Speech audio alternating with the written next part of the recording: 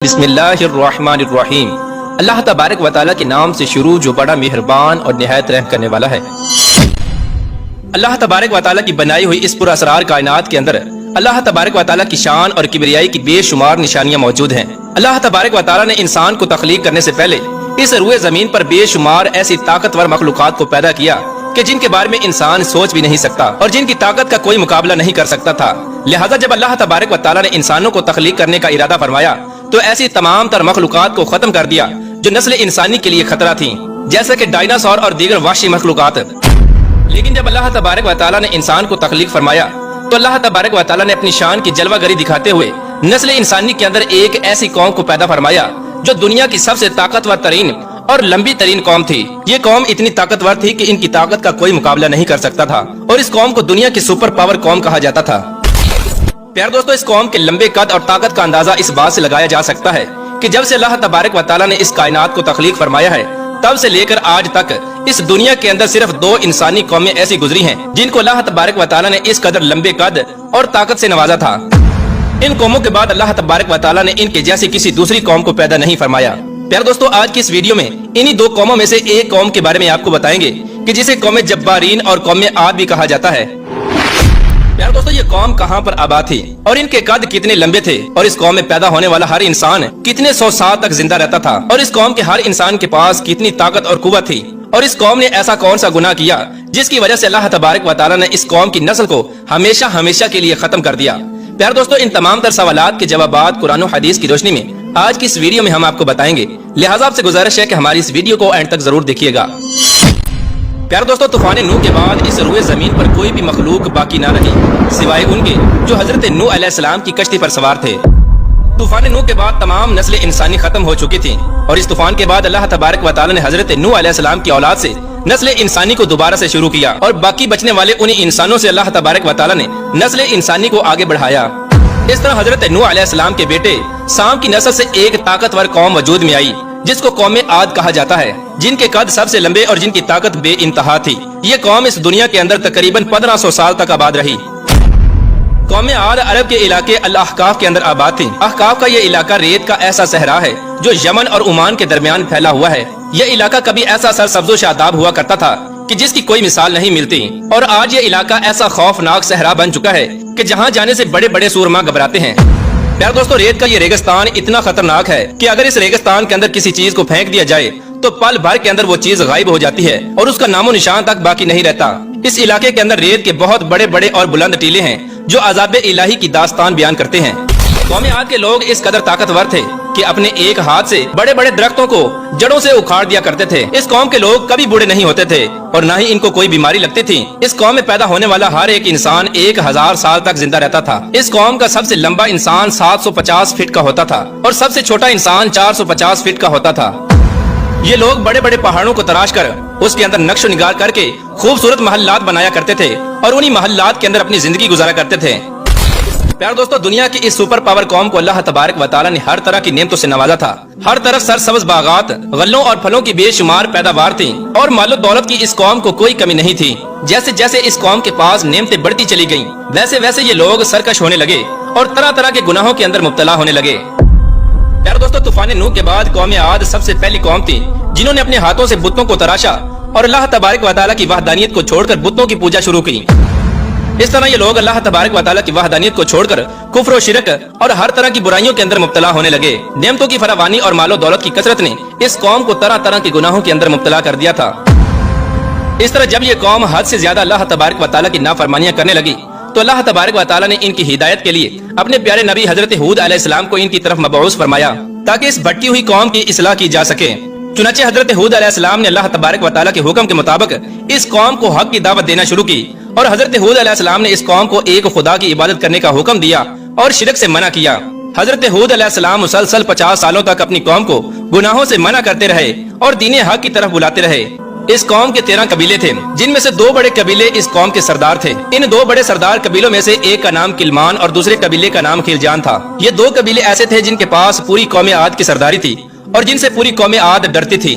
जब हजरत हूद अलैहिस्सलाम ने कौम आद को हक की तरफ बुलाया तो इन्हीं 2 बड़े कबीलों ने सबसे पहले हजरत हूद अलैहिस्सलाम की सबसे ज्यादा मुखालफत की और आप पर तरह तरह का जुल्म सितम करना शुरू कर दिया।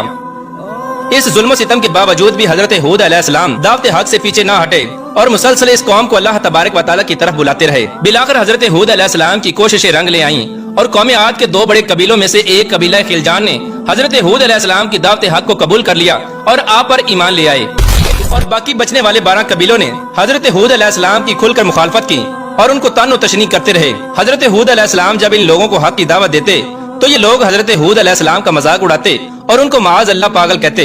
ये लोग हजरत हूद अलैहिस्सलाम से कहते कि हमारे खुदाओं में से किसी एक खुदा ने तुम्हारी अकल खराब कर दी है, हम तुम्हारे कहने पर अपने बाप दादा का दीन कैसे छोड़ दें?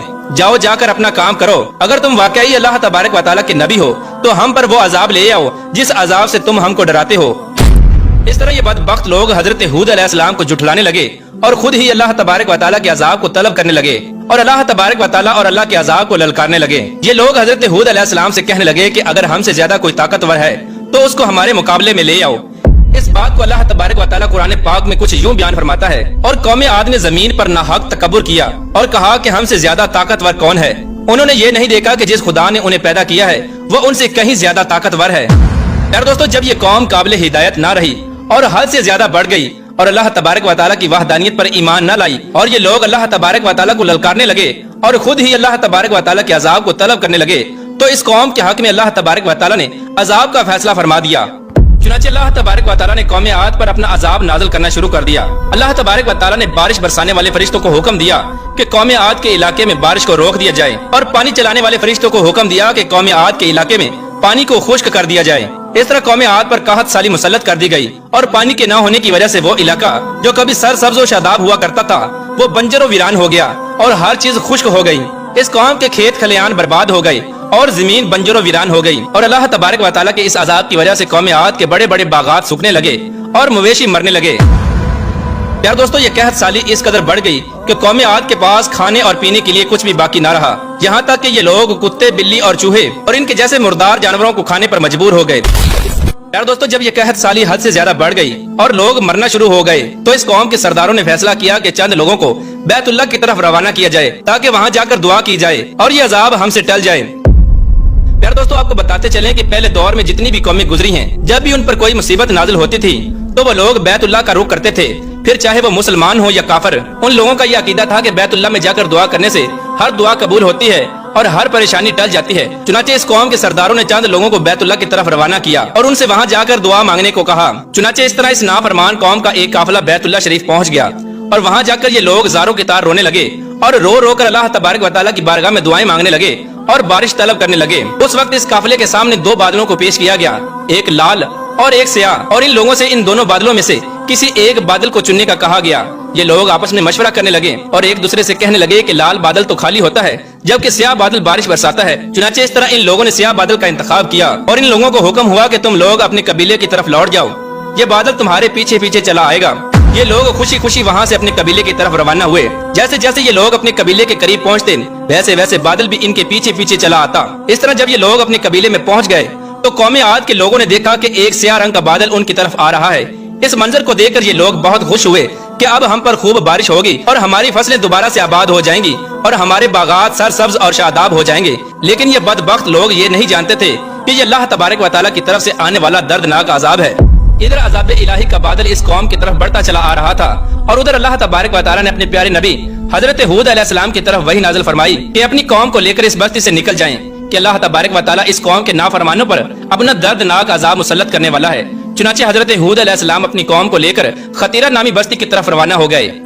चुनांचे जैसे ही हजरत हूद अलैहिस्सलाम ने कौम आद के इलाके से बाहर कदम रखा तो वैसे ही उधर अल्लाह तबारक व तआला का दर्दनाक अजाब नाजिल हो गया।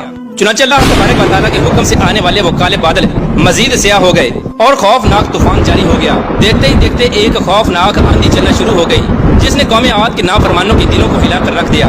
अल्लाह तबारक व तआला के हुक्म से उस तूफान ने कौम आद के बड़े बड़े महल्लात को तबाह बर्बाद करना शुरू कर दिया और हर चीज फना होने लगी। इस अजीम तूफान ने कौम आद के बड़े बड़े सुतूनों को गिरा कर रख दिया और हर चीज को तबाह बर्बाद कर दिया। 750 फीट के ये ताकतवर लोग उस तूफान के अंदर तिनकों की तरह उड़ने लगे। इस तूफान में चलने वाली हवा कौम आद के नाफरमानों के सरों पर इस तरह टकराती थी कि कौम आद के नाफरमानों के बेजे बाहर निकल कर उनके मुंह पर लटक जाते थे और इस तूफान ने कौम आद के बड़े बड़े नाफरमानों को उठा उठा कर पटकना शुरू कर दिया और इस तरह ये लोग हलाक होने लगे। اللہ تبارک و تعالیٰ کا یہ عذاب اس قدر دردناک تھا کہ یہ قوم عاد کے بڑے بڑے محلات میں بھی داخل ہو گیا. جو لوگ اپنے آپ کو اس عذاب سے بچانے کے لیے محلات کے اندر چھپ کر بیٹھے تھے, اس عذاب نے ان لوگوں کو باہر نکال پھینکا اور ان کو ہلاک کر دیا. اس طرح اللہ تبارک و تعالیٰ کی طرف سے نازل ہونے والا یہ طوفان 7 راتوں اور 8 دن تک مسلسل جاری رہا, اور اسی دوران اللہ تبارک و تعالیٰ کی طرف سے آنے والے اس طوفان نے قوم عاد کی ہر چیز کو صفحہ ہستی سے مٹا دیا اور ہر چیز کو ریزہ ریزہ کر دیا. احقاف کا وہ علاقہ جہاں ہر طرف بڑے بڑے محلات اور خوبصورت وادیاں تھیں جو کبھی جنت کی طرح نظر آتا تھا, اب وہ ایک ریت کا صحرا بن چکا تھا جہاں ہر طرف لاشیں ہی لاشیں پڑی تھیں. پیارے دوستو, اس طرح اللہ تبارک و تعالیٰ نے اس قوم کو جو تکبر کے ساتھ یہ کہا کرتے تھے کہ اگر ہم سے زیادہ کوئی طاقتور ہے تو لے آؤ, اس قوم کو نیست و نابود کر دیا اور اس قوم کو صفحہ ہستی سے مٹا دیا. اللہ تبارک و تعالیٰ سے دعا ہے کہ اللہ تبارک و تعالیٰ ہمیں تکبر جیسے غلاظت سے محفوظ فرمائے اور ہمیشہ اپنی فرما برداری کے اندر زندگی گزارنے کی توفیق